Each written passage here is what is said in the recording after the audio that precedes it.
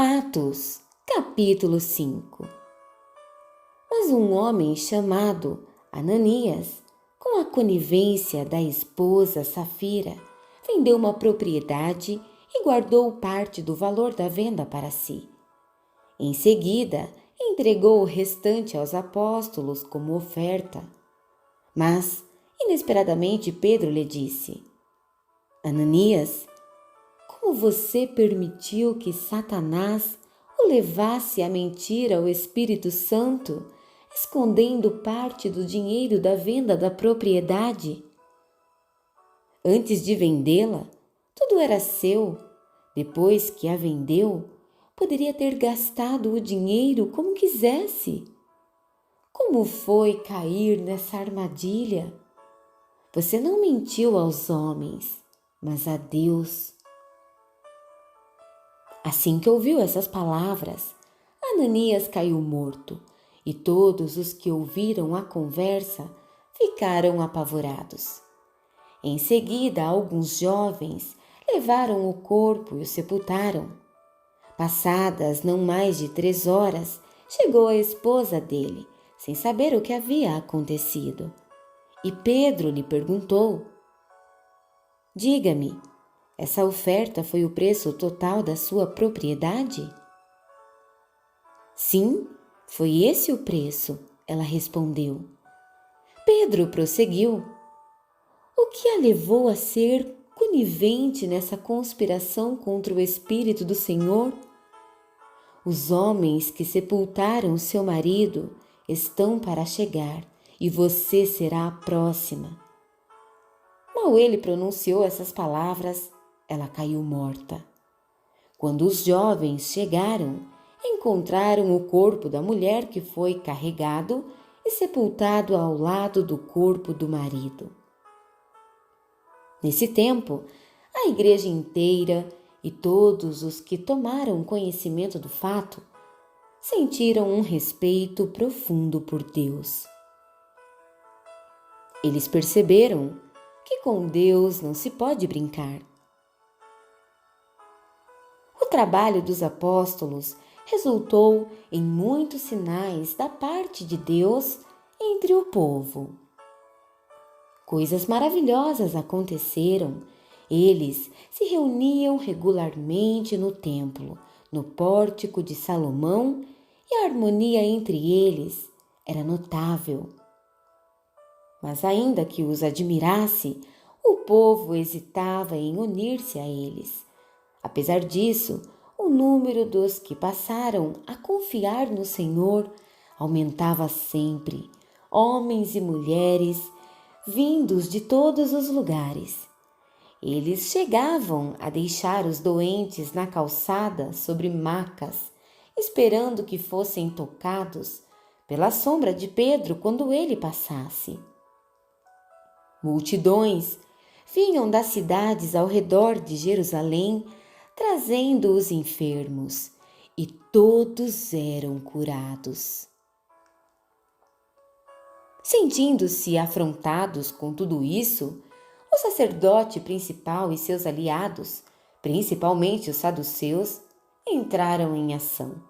Prenderam os apóstolos e os lançaram na cadeia da cidade. No entanto, durante a noite, um anjo de Deus abriu a porta da cadeia e os libertou e lhes disse: Vão ao templo e fiquem firmes. Digam ao povo tudo o que precisa ser dito a respeito dessa vida. Eles obedeceram. Entraram no templo ao raiar do dia e prosseguiram com seu ensinamento. Alheios a isso, o sacerdote principal e seus companheiros convocaram o concílio judaico e mandaram buscar os prisioneiros. Ao chegar à cela, os guardas não encontraram ninguém. Voltaram imediatamente e informaram: Encontramos a cela trancada e os guardas nas portas, mas, quando entramos, não havia ninguém. O chefe da guarda do templo e os sacerdotes ficaram confusos. Afinal, o que está acontecendo aqui? Alguém então apareceu e disse: Os senhores sabiam que os homens que foram presos estão de volta no templo ensinando o povo? Então, o chefe e os guardas foram atrás deles, mas os trataram bem, temendo uma reação violenta do povo. Os guardas os levaram de volta e os conduziram ao concílio. O sacerdote principal interrogou: Nós não havíamos dado ordens estritas para que não ensinassem no nome de Jesus? E vocês não só encheram Jerusalém com seu ensino, como estão nos culpando pela morte desse homem? Pedro e os apóstolos responderam: É necessário obedecer a Deus, não aos homens. O Deus dos nossos antepassados ressuscitou Jesus a quem vocês mataram, pendurando-o numa cruz.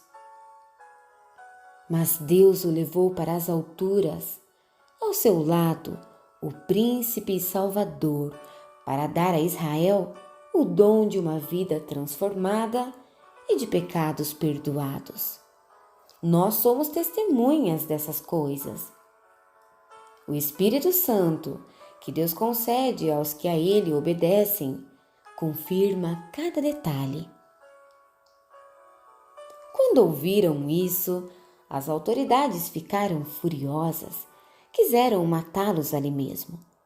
Mas um dos membros do concílio interferiu, um fariseu chamado Gamaliel, mestre da lei de Deus e honrado por todos.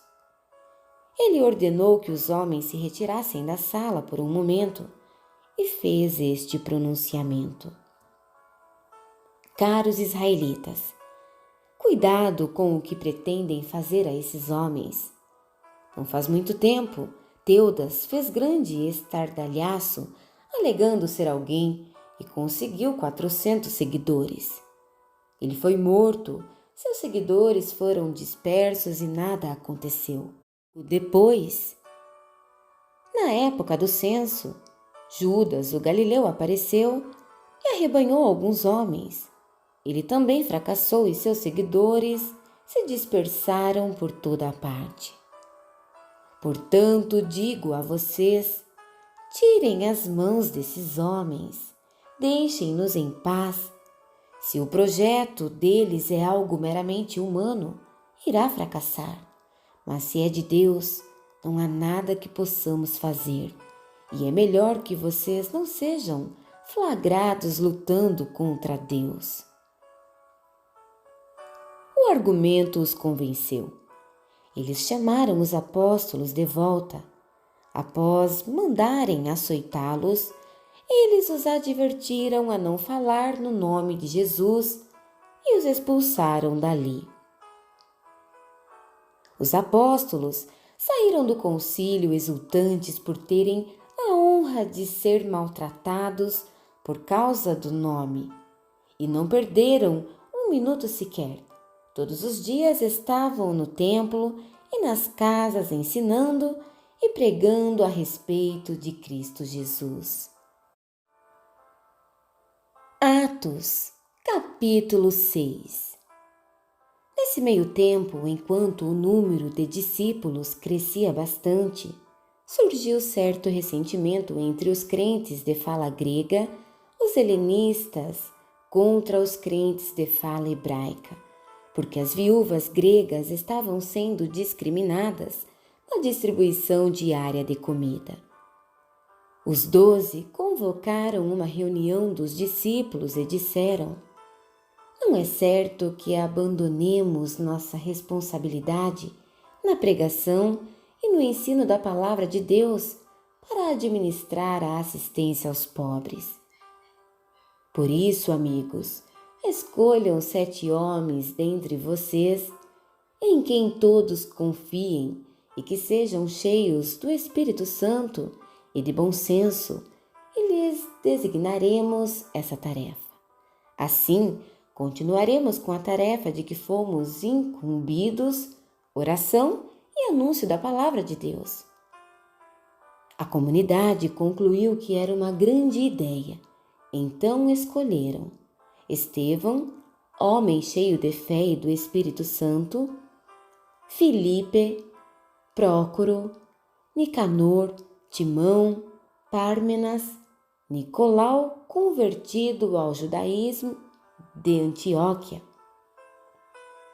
Feita a escolha, a comunidade apresentou-os aos apóstolos, que, orando, impuseram as mãos sobre eles e os comissionaram para aquela tarefa.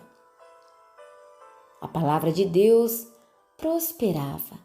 O número dos discípulos em Jerusalém crescia dramaticamente. Além disso, um grande número de sacerdotes passou a seguir a fé.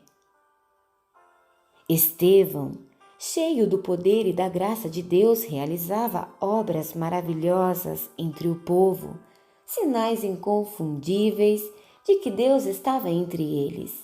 Mas alguns homens das sinagogas, cujos membros eram escravos libertos, sireneus, alexandrinos e gente da Cilícia e da Ásia, passaram a atacá-lo, a fim de impedir seu trabalho.